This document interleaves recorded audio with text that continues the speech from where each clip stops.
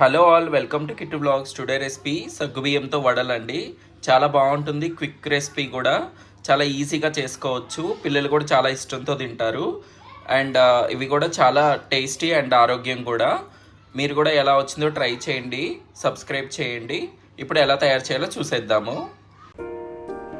నేను 1 కప్పు సగ్గుబియ్యం తీసుకున్నాను. ఫస్ట్ బాగా వాష్ చేసుకొని పక్కన పెట్టుకోవాలి. వాష్ చేసుకున్న తర్వాత 1 కప్పు సగ్గుబియ్యానికి 1 కప్పు పెరుగు, పుల్లటి పెరుగు తీసుకున్నాను. అవి బాగా ఒకసారి కలుపుకొని కొంచెం వాటర్ పోసుకొని కలుపుకొని పక్కన పెట్టేసుకోవాలి. మినిమం 8 అవర్స్ ఉండాలి, లేదు అంటే ఫుల్ నైట్ అయినా సోక్ చేసి పెట్టుకోవచ్చు. సో ఇలా పట్టుకుంటే అలా మెత్తగా ఉండాలి. సో అప్పుడు బాగా నాన్నట్టు సగ్గుబియ్యం మనకి.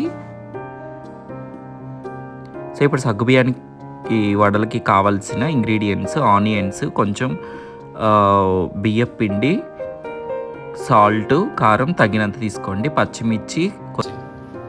సో నేను పచ్చిమిర్చి, ఆనియన్స్, కొత్తిమీర, కరివేపాకు అన్నీ ఇలా కట్ చేసి పెట్టుకున్నాను. దీంట్లో వేసేసుకున్నాను. సో నెక్స్ట్ జీలకర్ర కూడా వేసేసుకున్నాను. నెక్స్ట్ సాల్ట్ తగినంత, మీ టేస్ట్కి తగ్గట్టు వేసుకోండి. నాకైతే 1 టేబుల్ స్పూన్ పట్టింది.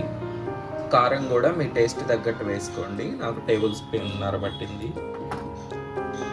ఇది బియ్యం పిండి మనం కన్సిస్టెన్సీ ప్రకారం వేసుకోవాలి. ఒకవేళ మీకు నీళ్ళు ఎక్కువ అయ్యి పునుగుళ్ళకి పిండి ఉంటుంది కదా, అలా రాకపోతే బియ్యం పిండి వేసుకొని కలుపుకోవాలి. ఇప్పుడు ప్రస్తుతానికి నేను ఫస్ట్ ఇవి కలిపేస్తాను. నేను కొంచెం యాడ్ చేసుకుంటాను బియ్యం పిండి.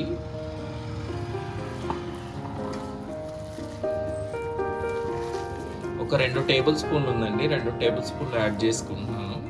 యాడ్ చేసుకోండి, బాగా కలుపుకోండి ఒకసారి. బియ్య పిండి కలుపుకున్నాక మనకి కన్సిస్టెన్సీ వచ్చింది. మీరు కావాలంటే కార్న్ఫ్లోర్ అయినా కలుపుకోవచ్చు. బియ్య పిండి అయితే బెస్ట్ అని బియ్య పిండి కలిపేసాను. సో ఇలా ముద్దలాగా చేసుకున్న తర్వాత ఇలా అరచేతిలో పట్టుకొని ఇలా ఒకసారి ఇలా ఒత్తేసుకోండి. ఇలా ఒత్తుకుంటే వడలాగా అవుతుంది. ఇప్పుడు ఇలా ఆయిల్లో వేసేసుకోండి. సో అలాగే రిమైనింగ్ అన్నీ కూడా అలా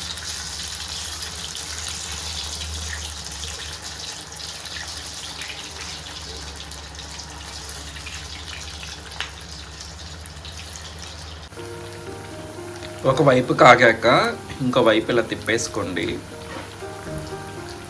ఈ కలర్ రావాలి 2 వైపులా.